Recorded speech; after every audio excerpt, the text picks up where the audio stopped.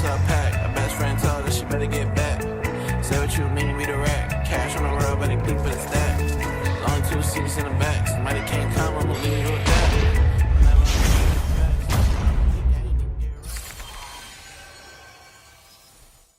Let's go over my top 3 methods to dressing cool as if you're broke. And my third tip is a secret XP multiplier that low-key makes you mog everyone else. So stay tuned. Starting off, method 1, boom, the inventory method. You see, in Minecraft, you got 40 inventory slots, 40 spaces, 10 in your hotbar, and then 30 in your ball.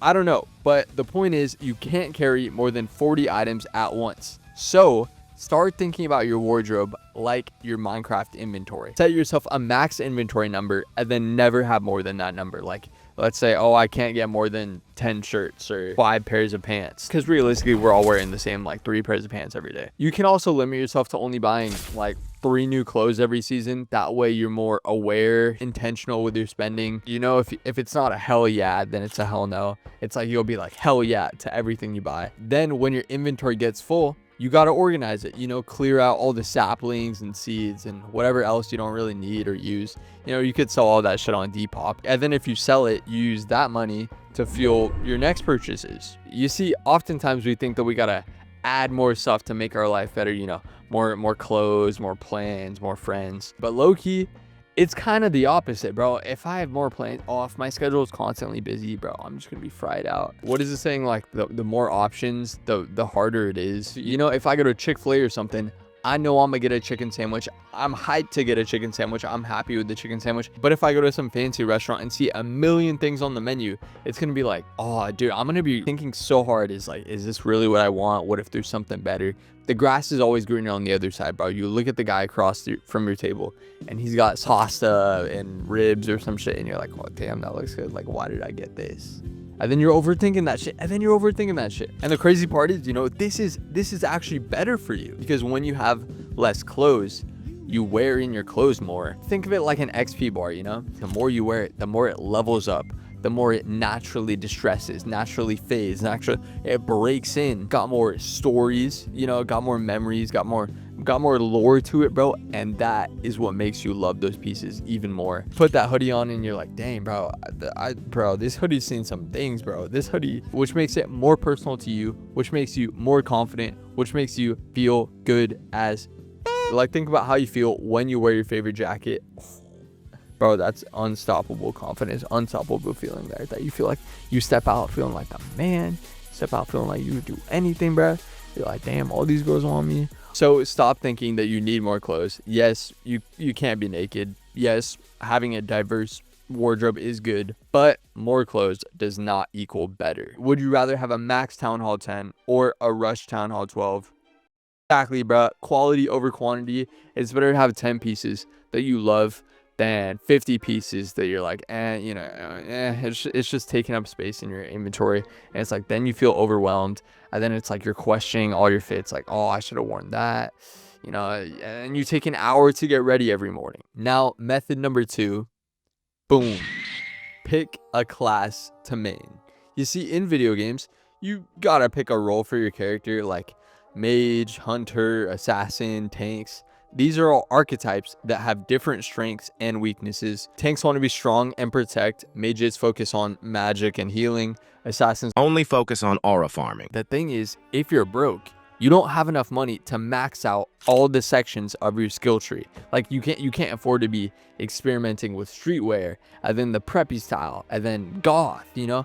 You just like how you can't be a tank and a mage and an assassin all at the same time. So what you want to do is pick one archetype and put all your points into that skill tree. Like, you know how in school you major in something and then minor? It's like, pick your major, bro, you know? And by the way, I'm referring to these skill points as time and money, if that wasn't obvious, you know, just to clarify type shape. But it's like, think about it, right? Would you rather be the best at one thing or just mediocre at everything, right? You basically niche down your style.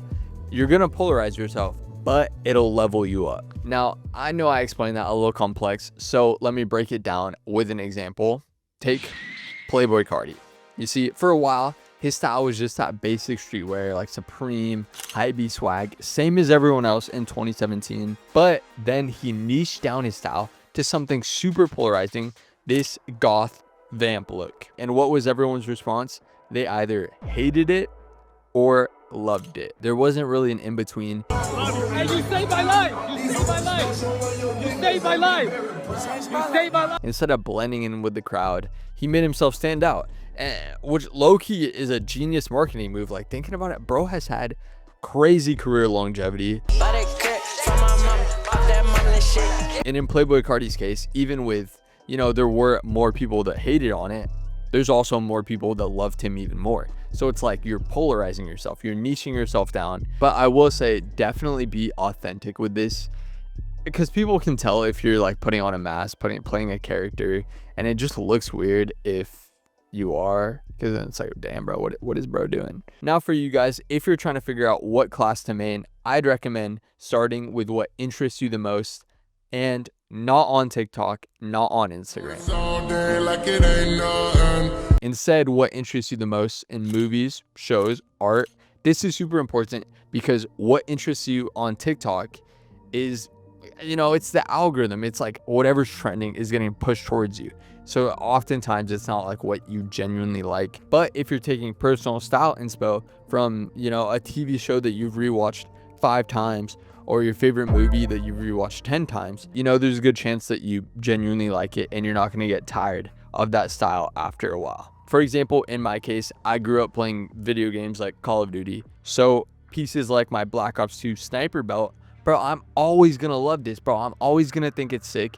And what makes it even better is that since it's a timeless interest of mine, bro, I still, every once in a while, still go on little rabbit holes of like watching 10 years old Black Ops 2 Search and Destroy. I have so much love and nostalgia for that time. So it's like I'm never going to regret investing my points, investing my money into that part of my skill tree. And what makes this approach even better is, you see, when you have a personal style that's like actually personal to you and not just some TikTok fashion slop, like not only do you genuinely look different than everyone else, not only you stand out, but you don't really care if people have a similar style to you. So often I see memes like how I feel about my one brand after that one guy wears it. And just because some guy that they don't like wore something similar to them, bro, all of a sudden they hate it. And if you're thinking like that, bro, you're just setting yourself up to waste your money to, dude, I don't know. It's just, why would you think like that? Because, bro, if I see someone wearing a Call of Duty belt or shirt or something,